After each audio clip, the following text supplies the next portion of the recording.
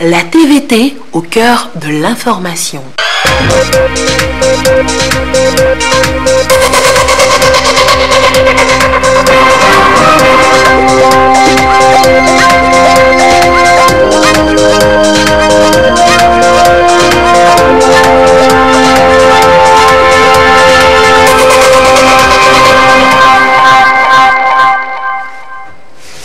Merci de nous rejoindre sur la télévision togolaise à l'heure du journal, dont voici les titres. Les PME-PMI auront un nouveau coup de pouce, ceci grâce à l'accord de siège signé ce jeudi entre le gouvernement togolais et le Fonds africain de garantie ancien Gari. Et puis l'école nationale supérieure Enes Datakbami a 50 ans cette année. Un demi-siècle au service de l'éducation dans notre pays à découvrir dans cette édition. Et voilà pour les titres. Madame, Monsieur, bonsoir. Le Premier ministre Komi Selom Klasu poursuit son séjour à New York où il prend part au forum politique sur la mise en œuvre des ODD, Objectifs de développement durable. Et en marge des travaux, le chef du gouvernement multiplie des rencontres et échanges avec les premiers responsables des Nations Unies. Il a eu un entretien avec la vice-secrétaire générale de l'organisation onusienne, Madame Amina Mohamed. Durant leur discussion, le Premier ministre a réaffirmé l'adhésion et le soutien du Togo au processus de consolidation des États membres de l'ONU grâce au pilier développement. La numéro 2 de l'Organisation mondiale a félicité le Premier ministre pour la brillante présentation du rapport Togo axé sur le plan national de développement qui intègre si bien les ODD. Et toujours dans la matinée d'hier mercredi à New York, le Premier ministre Komi Selom Klasu s'est entretenu avec M. Abdoulaye Mar Dieye, directeur du bureau d'appui aux politiques et programmes du système des Nations Unies, et ensuite avec Mme Fekitamoala Katoa, sous-secrétaire général des Nations Unies et haut représentant des Nations Unies pour les pays les moins avancés. Les discussions avec les deux personnalités du système onusien ont porté essentiellement sur le processus de mise en œuvre du plan national de développement PND du Togo et surtout voir dans quelle mesure les Nations Unies pourront accompagner notre pays. Nous écoutons tour à tour M. Ndiaye et Mme Katoa au sorti de l'entretien avec le Premier ministre au micro de Isidore Kobati. Je voudrais remercier le Premier ministre d'avoir bien voulu venir nous voir ici au PNUD et partager un peu l'expérience togolaise dans l'élaboration du nouveau plan national de développement. Nous avons été séduits lorsque nous avons écouté ce que le Premier ministre nous a dit, les trois axes du programme, et en l'écoutant, je suis convaincu que le Togo est sur la piste de l'émergence. Et je disais au Premier ministre qu'en janvier, nous allons organiser à Dakar, au Sénégal, la 3e conférence internationale sur l'émergence de l'Afrique. Et je suis convaincu que cette conférence pourra être l'occasion pour le Togo de partager sa vision de l'émergence. Le Togo est un point central dans la géostratégie de l'Afrique.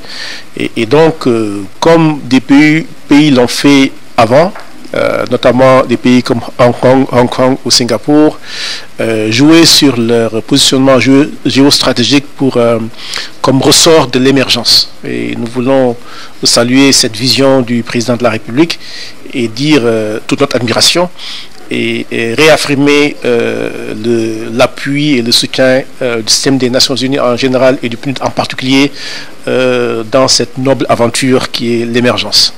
Merci. We had a discussion about the development.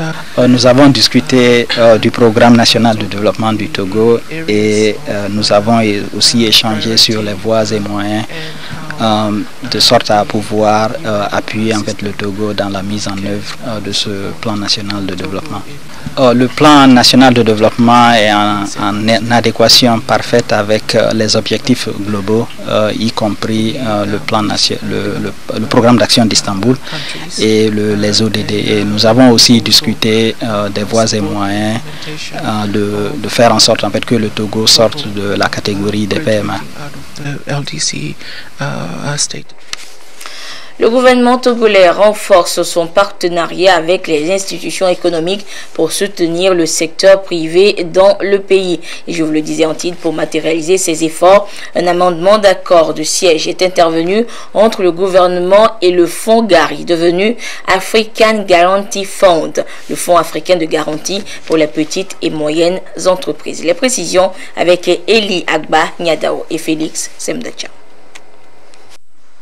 C'est une institution qui veut être plus présente au Togo et plus proche des opérateurs économiques du secteur privé. Un engagement qui devient possible avec la signature de l'amendement de l'accord de siège entre le gouvernement togolais et le African Guarantee Fund pour les petites et moyennes entreprises, AGF West Africa. Un accord pour permettre la construction du siège de l'institution au Togo pour accompagner les PME-PMI dans l'accès au crédit bancaire.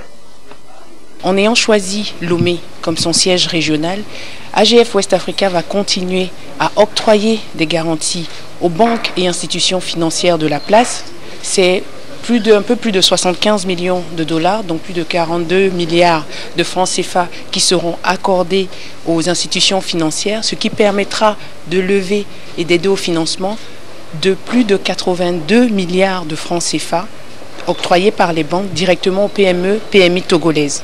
Donc ça, c'est l'impact, je dirais, direct. On a une assistance technique qui permettra d'accroître les capacités des PME, PMI et aussi des banques togolaises. Je vais notamment parler du projet que nous avons d'installer au Togo, un incubateur de projets pour les PME, PMI.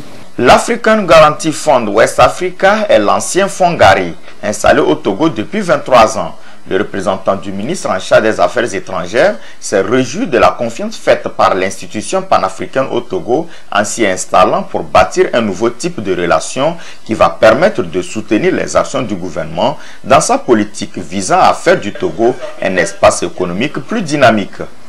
Dans l'exercice, et les postes de contrôle juxtaposés jouent également un important rôle dans l'essor de l'économie du pays et surtout dans le processus d'intégration dans la sous-région ouest africaine. Et c'est justement pour prendre le pouls de celui du poste juxtaposé de Saint-Cassé que les membres du comité consultatif des PCJ se sont réunis pour la première fois cette année. Depuis Saint-Cassé, la correspondance de Désiré Aloy. Les postes de contrôle juxtaposés de Saint-Cassé, une illustration parfaite de l'intégration économique dans les pays de l'UEMOA. Une volonté pour renforcer le mécanisme de travail dans l'intérêt économique des pays, ici le Togo et le Burkina Faso. Lancés en 2011, ils sont opérationnels. Les membres du comité consultatif venus du Burkina Faso, du Togo, du Scanning System, le concessionnaire et l'UEMOA pour évaluer la feuille de route et redynamiser leur fonctionnement. Modèle dans l'espace UEMOA, ils doivent jouer leur rôle et servir toujours d'exemple. Nous sommes là pour émettre des idées, pour faire des recommandations à l'endroit de l'institution mère qui est l'UEMOA, pour faciliter les activités à la frontière dans le bon sens et pour atteindre les objectifs. Vous n'êtes pas sans savoir que le PCJ de Saint-Cassé constitue le pilote dans la communauté UEMOA. Beaucoup de choses ont été faites, les lignes ont assez bougé et nous n'en voulons pour preuve que la réintégration des douanes togolaises au sein du site après une absence de 3 ans, 38 jours pour cause d'insécurité. Et si la douane togolaise a pu réintégrer le site depuis janvier 2018, nous estimons que nous avons suffisamment avancé et toutes les conditions qui n'étaient pas réunies sont aujourd'hui acceptables et nous sommes là pour réfléchir sur les voies et moyens Nous avons bien sûr fait des avancées, mais beaucoup reste à faire. L'Agence japonaise de coopération internationale JICA finance les travaux des PCJD 50C, travaux pour consolider les acquis des projets des postes portant cahier de charges relatifs à la Convention. Ces rencontres périodiques du comité consultatif sont des exercices pour améliorer la fluidité sur le corridor et simplifier les procédures sans entrave à la frontière. Un nouveau bureau du comité sera mis sur pied à la fin de la rencontre. Le SIG, Système d'information géographique, est un élément très important dans la planification et les politiques de développement. La Direction générale de l'aménagement du territoire a réuni ce matin à Lomé les acteurs et les professionnels du SIG, justement, afin qu'ils s'approprient les sources et données et informations territoriales disponibles dans notre pays et comment partager ces informations avec tous les acteurs en vue d'une exploitation juste au profit des communautés. Plus de précisions dans ce reportage signé Fafa Dalmeda et Clarisse Atikle.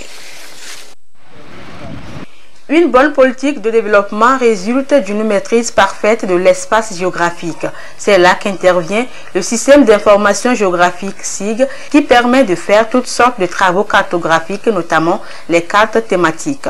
Au Togo, il est constaté un manque de synergie entre les acteurs de production des données et informations territoriales. Il faut alors créer un cadre fédérateur des actions de tous les professionnels du SIG, objet de cette rencontre. Nous avons constaté que les différentes données que les services produisent ne peuvent pas être utilisées d'un service à un autre. Pour l'État, c'est un manque à gagner. Donc pour permettre à la dépense publique d'être efficiente, il faut que les différents acteurs qui interviennent dans la production de l'information territoriale et spatiale échangent des informations, des données, de façon à ce qu'il n'y ait pas de doublons et que nous puissions partager le maximum d'informations qui puissent contribuer à la connaissance du territoire togolais. Et une fois que ce territoire sera connu dans toutes ses dimensions, on peut maintenant enclencher les actions de développement et de planification. L'Union africaine et l'UEMOA ont compris très tôt l'importance du système d'information géographique dans le développement, d'où la mise en place de l'Observatoire régional d'analyse spatiale du territoire communautaire OASTEC. L'Observatoire national de la politique de l'aménagement du territoire ONPAT constitue l'antenne nationale au niveau des pays. Cette rencontre d'échange balise le terrain pour le bon fonctionnement de l'ONPAT. Un cadre de collaboration susceptible d'anticiper sur les insuffisances et les difficultés éventuelles en matière de collecte de données et d'informations géographiques. Je vous le disais également en titre, l'École nationale supérieure ENS d'Atakpamé célèbre son jubilé d'or, un anniversaire pour faire l'état des lieux après 50 ans de parcours dans le système éducatif togolais. C'est également une occasion d'évaluer donc le chemin parcouru afin de repartir sur de nouvelles bases. La cérémonie d'ouverture avec le compte rendu de Silver Abdou. Une date, un événement. 1968, la célébration de la création de l'ENS d'Atapamé. À cette date, une histoire a commencé dans le parcours pédagogique de cette école, la formation de diverses catégories d'enseignants. Aujourd'hui, 50 ans au service du secteur de l'éducation, élèves, professeurs, normaliens, personnel administratif, formateurs et bien d'autres célèbrent ce jubilé d'or. Un jubilé pour évaluer les 50 ans de marche dans la formation des formateurs, mais aussi évaluer les acquis et les performances autour du thème « L'ENS, 50 ans au service du système éducatif, quelle perspective ?» La formation donc des formateurs est le soubassement de tout développement dans un pays. Et quand la formation est bancale à un niveau de l'échelle, c'est que tout processus sera un processus bancal. L'ENS a été au centre des réformes de 1975. L'ENS a été au centre des réformes. Alors donc vous comprenez qu'il y a des éléments donc à apprécier. L'ambition dans la création de cette école est de parvenir à pallier le déficit de formateurs dans les écoles. La célébration de ce jubilé d'or est donc un devoir de mémoire selon les responsables afin de penser également aux personnes ayant animé la vie de l'institution. Ce sont elles justement qui reçoivent ici des prix de reconnaissance pour le service rendu et leur engagement dans la formation des jeunes. Je suis très fier du chemin que nous avons parcouru ensemble, de 1994 à 2001. Après, il y a eu une suspension. Et à partir de 2010, nous avons contribué à la réouverture de cette école normale supérieure parce qu'on savait que l'enseignement des sciences exactes était en train de mourir dans notre pays. Aujourd'hui, j'ai été surpris que l'État aussi regarde ce que nous faisons ici. Donc l'État a regardé, il a trouvé que le travail que nous faisons ici était bien. Donc je ne peux être que content et fier. L'ENS, École normale supérieure, a formé 337 moniteurs, 673 instituteurs et environ 4000 professeurs. Ce parcours très encourageant est vivement apprécié par le ministre Octave Nikebrou. Cette école qui continue de former des milliers de cadres qualifiés, fait en effet notre fierté. Elle retient toute l'attention du gouvernement. Au-delà de ces difficultés particulières liées à certaines contingences historiques, cette école, l'ENS, continue de jouer sa partition. Et il faut s'en féliciter. C'est le lieu de saluer la politique volontariste du chef de l'État, son Excellence Faure Esozimna Gnassingbé, pour l'avoir réhabilité, comme cela a été rappelé, après sa fermeture en 2001, due à la crise sociopolitique des années 2000. La célébration de ce jubilé d'or est couplée de la semaine des Normaliens. C'est donc un moment récréatif qui va permettre aux uns et aux autres de se familiariser avec les diverses pratiques culturelles et surtout de toucher du doigt les différentes cultures et traditions, symboles de cette caravane qui a sillonné les artères d'Atapami. Et après sa création donc en 1968, l'ENS, École normale supérieure d'Atapami, a été fermée en 2001 et réouverte en 2010 grâce à la volonté du chef de l'État de mettre en place un système éducatif de qualité dans notre pays. Elle a formé donc diverses catégories d'enseignants, notamment des moniteurs, des instituteurs et des professeurs. Comment cette école fonctionne-t-elle? Quelles sont les différentes offres de formation et filières? Bref, quel est son parcours? Sylvain Abdou nous répond dans le dossier qui suit.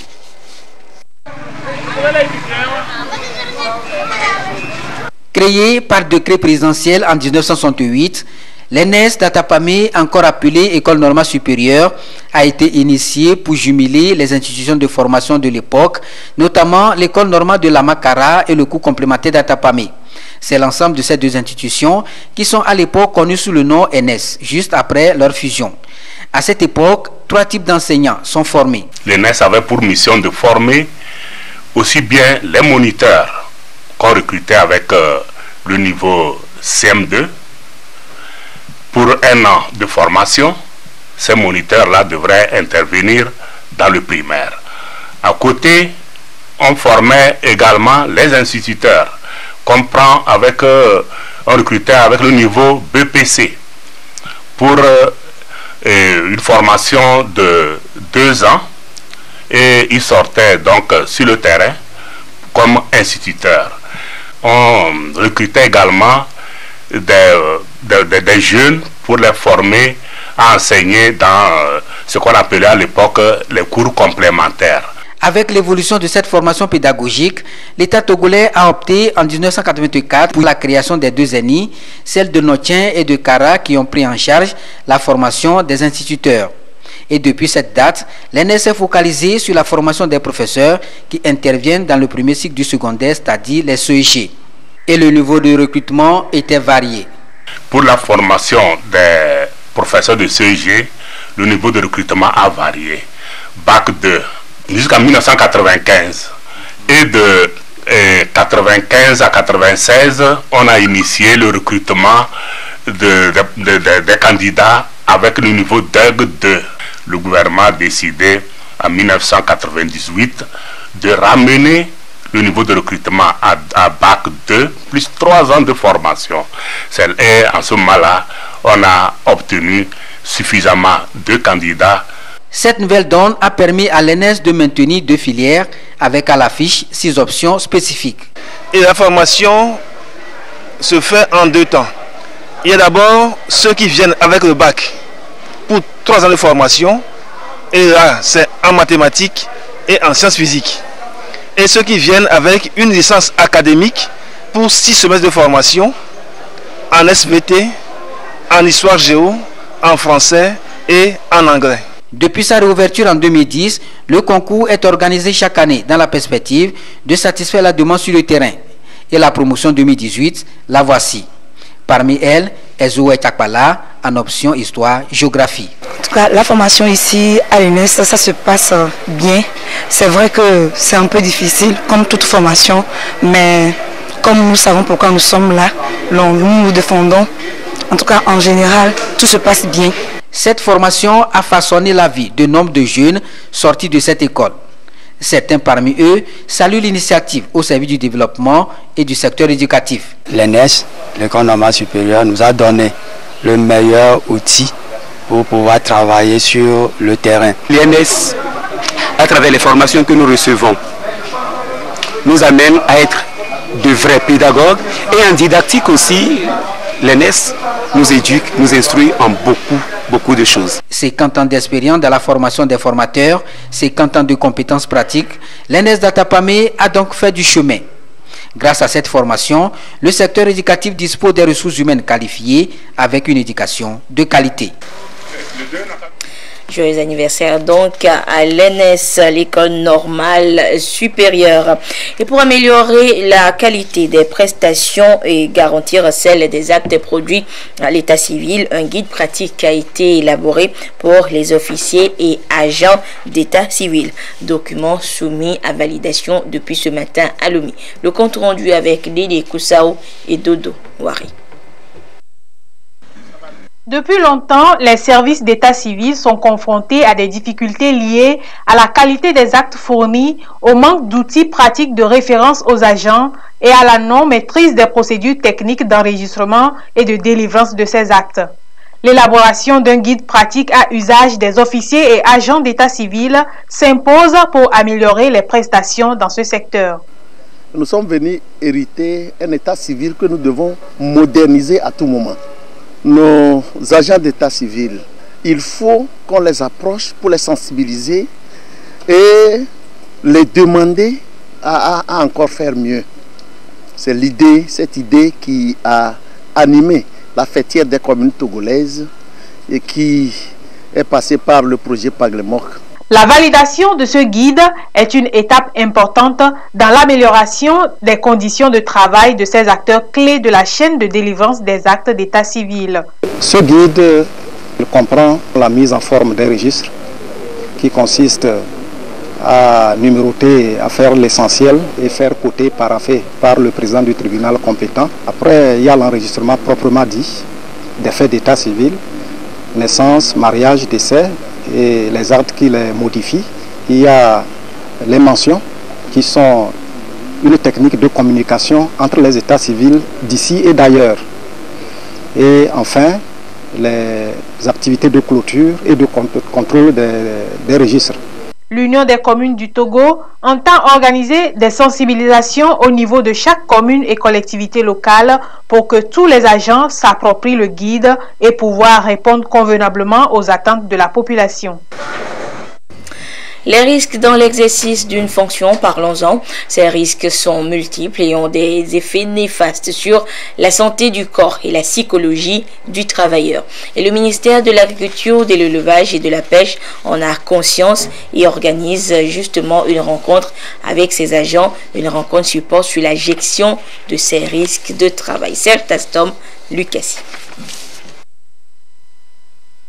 Le secteur agricole est l'un des piliers de l'économie nationale. Il est animé par des hommes et femmes qui sont en contact chaque jour avec des produits chimiques, s'exposent parfois à une faible ou forte luminosité, à la radioactivité, à des vibrations, à la poussière et font face également à des risques ergonomiques, psychosociaux et environnementaux.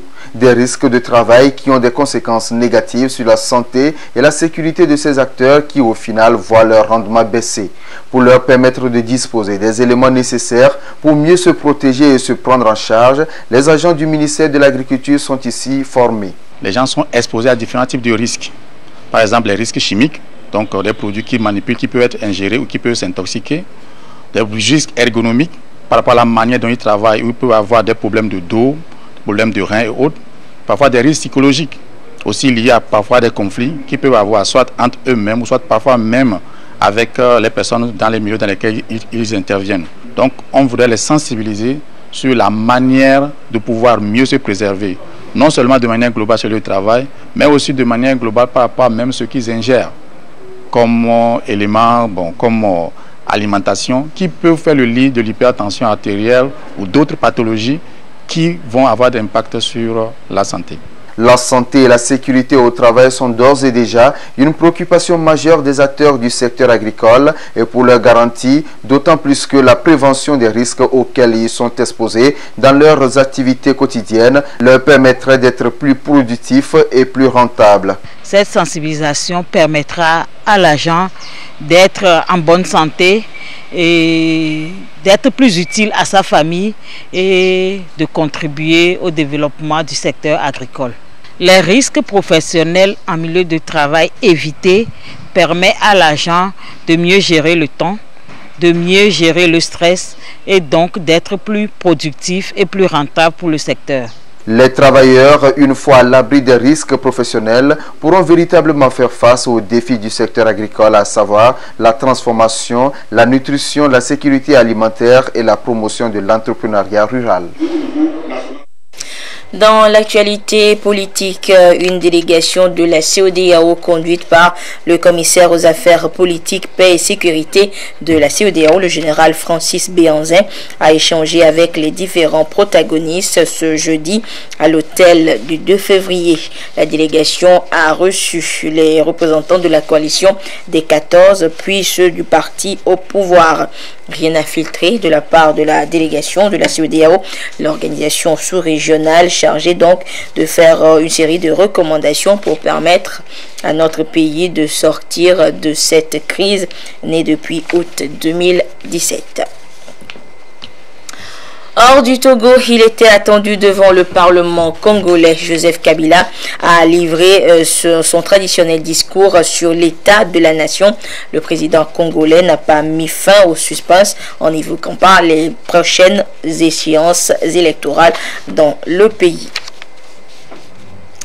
L'actualité, c'est également cette déclaration de l'Organisation internationale pour les migrants qui fait état de la baisse du nombre de migrants arrivés en Europe par la Méditerranée sur les 6 premiers mois de cette année 2018. L'Europe, qui ne cache plus ses divisions face à ce défi, cherche par tous les moyens à retenir les candidats à l'immigration dans les pays dits de passage sur l'autre rive de la Méditerranée.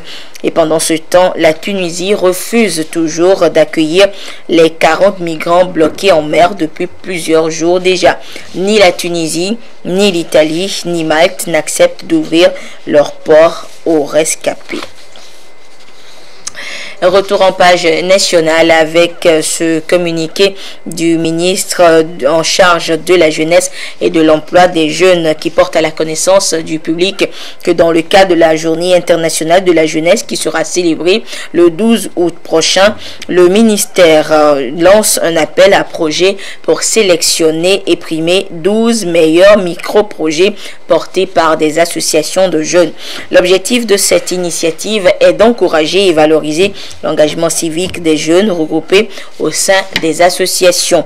À cet effet, la ministre informe les associations de jeunes désireuses de participer au présent appel à projet à déposer leur dossier de candidature du 17 au 31 juillet 2018 à la direction de la jeunesse et de l'emploi des jeunes à Lomé et dans les représentations régionales du ministère à l'intérieur du pays. Les termes de référence du présent appel à projet peuvent être consultés sur le site du ministère, le www.devbase.gouv.tg. Pour toute information complémentaire, priez à contacter la direction de la jeunesse et de l'emploi des jeunes au téléphone 22 61 63 29 au 90 88 42 44 ou au 90 81 92 75. Et après le communiqué, nous ouvrons maintenant la page des sports, la traditionnelle page des sports de jeudi, avec notre ami de tous les jeudis, Claude Ama. Claude, bonsoir. Bonsoir Anita. Claude, la Confédération africaine de handball a honoré hier un grand nom du handball national. Bien dit Anita, il s'agit de M. Emmanuel Azan Aïté Ajavon, premier président de la Fédération togolaise de handball de 1968 à 1972. À travers cette distinction, la Confédération africaine de handball a simplement rendu hommage à M. Ajavon pour le travail abattu au niveau du handball national et continental. Des précisions avec Jean-Kofi et Didi.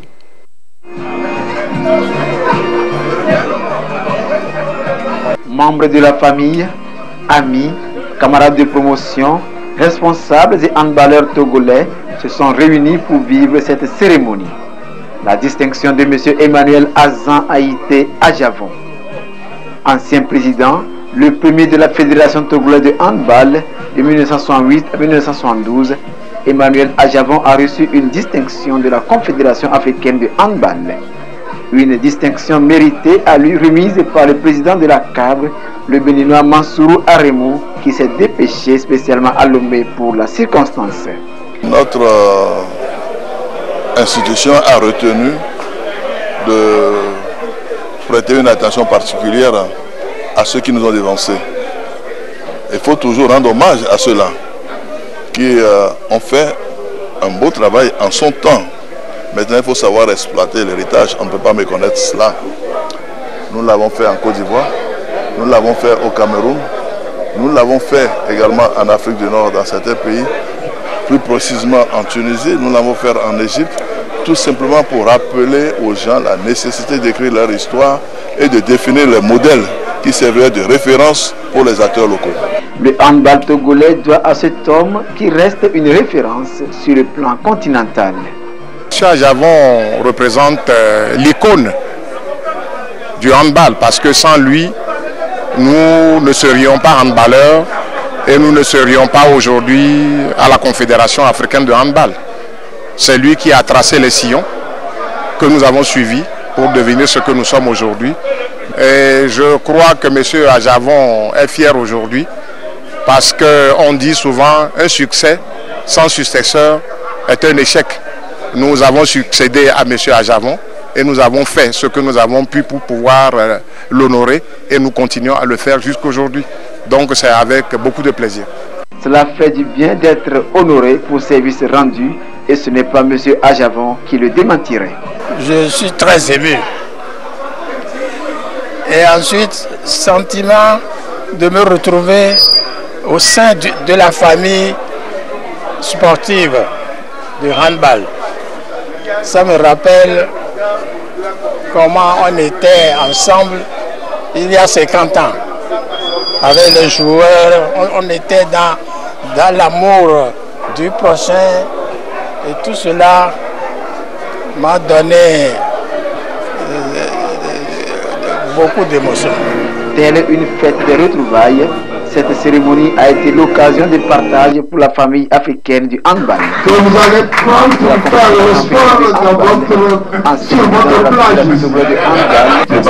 plage. Et Claude, après le handball, parlons football maintenant, avec le gala qui s'est déroulé à Bassar. Initié par un cadre du milieu, ce tournoi qui a regroupé 10 équipes de la localité a été remporté par Askedi FC, comme l'a constaté Nestor Pedro Mouzou. 10 équipes de la commune de Bassar se sont retrouvées au stade municipal de la ville pour un gala de football. C'est à l'initiative d'un cadre du milieu qui se trouve être le directeur général de la TDE togolaise des eaux. Les 10 équipes se sont croisées 2 à 2 en éliminatoire direct en 2 jours pour dégager les 2 finalistes. L'initiateur de la compétition a voulu se servir du ballon rond pour faire passer un message, celui de la culture de la paix et de la cohésion sociale. Le motif de l'organisation, en fait, c'est pour promouvoir la fraternité entre les fils et les filles Bassar, profiter pour leur prodiguer les conseils pour promouvoir la paix, la cohésion sociale et aussi leur donner des leçons de bonne conduite pour leur réussite et la réussite commune. Vu les efforts que les autorités déploient dans le cadre de la sécurité pour promouvoir le développement, nous avons jugé bon d'organiser ce gala et autour duquel nous allons prodiguer à nos jeunes frères les conseils pour se mettre au travail, qui est vraiment garant de la réussite. Nous sommes les devanciers, il va falloir mener des actions pour leur faire comprendre que la réussite se trouve au bout de l'effort et dans le travail bien fait. À la suite des éliminatoires de ce tournoi de football dénommé Gala de la solidarité et de la fraternité, Éclair FT de Banida en bleu et Askeri de Kibedipou en jaune ont obtenu leur ticket pour la finale. Dans le temps réglementaire, aucune des deux équipes n'a pu marquer de but. Le règlement du gala a prévu dans ce cas les tirs au but pour départager les deux finalistes. C'est à la deuxième série de 7 tirs au but que l'équipe d'Askedi a emporté la victoire par 7 tirs de réussi contre 6 à Éclair. Toutes les équipes participantes ont été gratifiées de prix composés de ballons et d'enveloppes. Oui, Claude, un dernier mot. Oui, Anita, voilà l'essentiel de la page des sports de ce soir. Samedi, ce sera avec le même plaisir que nous retrouverons les amis télésportifs à travers le magazine Sport et Détente. Et Claude, on espère te retrouver jeudi prochain, moins enrhumé. Merci. Merci Claude, merci donc à tous les téléspectateurs, à tous ceux qui nous ont suivis, notamment du côté de Davier Tekpor dans le Zion. Excellente suite de nos programmes. Au revoir.